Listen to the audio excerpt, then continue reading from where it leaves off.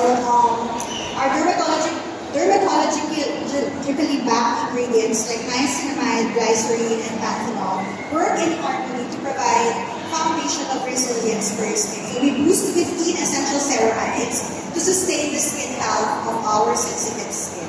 Not only that, if you know, we have the Green Captiva moisturizing lotion. We actually have the recent innovation from Cetaphil, which is the ceramide repair lotion.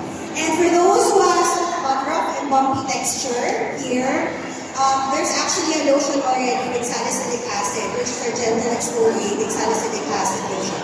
So through this, through Dr. Bea later and 3 surprise trendsetters, you will know what are they using, are they really moisturizing their bodies, and how they choose the routine that they really want.